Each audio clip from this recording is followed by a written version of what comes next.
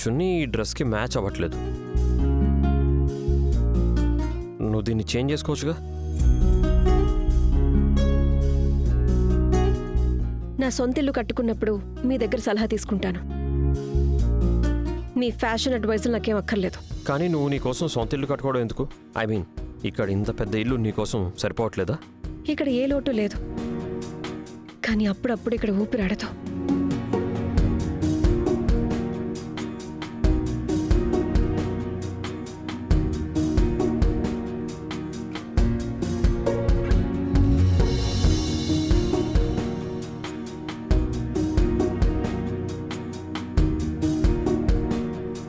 నేను నీతో మాట్లాడుతున్నాను, నువ్వేమో వెళ్ళిపోతున్నావు. ఇప్పుడు ఊపిరాడటం లేదు. సరే నువ్వే ఎక్కువ ప్లేస్ తీసుకో.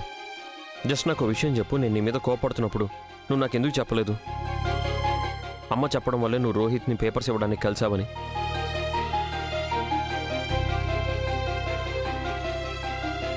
ఏంటి రేఖ, ఏం చేస్తున్నావు? అరే ఏం చేస్తున్నావు?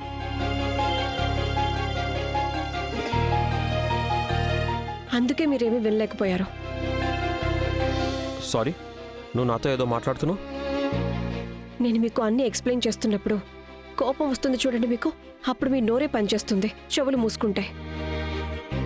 అయినా అసలు నేను మీకు ఎక్స్ప్లెయిన్ చేయాల్సిన అవసరం ఏముంది రాఘవ్? నా ఇష్టం, నాకు ఎప్పుడు కావాలనిపిస్తే అప్పుడు నా ఫ్రెండ్స్తో కలిసి లంచ్కు వెళ్తాను. అసలు మీకు ఎందుకు ఇలా అనిపించింది? దీని కారణంగా మీ ఫీలింగ్స్ గురించి నేను అసలు పట్టించుకోవటం లేదని. రేఖ, అది నిన్న జరిగినంత ఒక మిస్అండర్స్టాండింగ్. అందుకాయం. సారీనా? మళ్ళీనా? ఇప్పుడు ఇది రోజువారీ అయిపోయింది కదా. మీరు అనవసరంగా నా మీద కోప్పడుతూ ఉంటారా, తర్వాత సారీ చెప్పేస్తారు.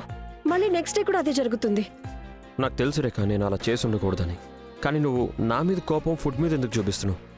నిన్న లంచ్ చేయలేదు, రాత్రి డిన్నర్ చేయలేదు, ఇప్పుడు బ్రేక్ఫాస్ట్ కూడా చేయలేదు. మీకు తెలుసా నేను లంచ్ చేయలేదని? అంటే అది రోహిత్ వాయిస్ నోట్ పంపించాడు. అయినా సరే మీరు నిన్న రాత్రి నాతో డిన్నర్ చేయలేదు. నీ కోపానికి కారణమేంటో చెప్పనా?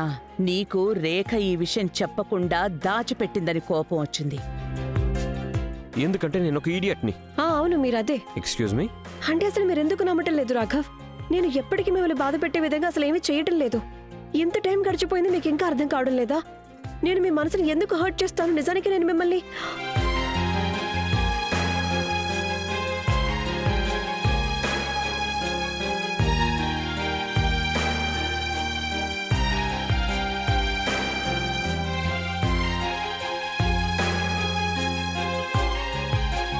నేను మిమ్మల్ని ఏంటి?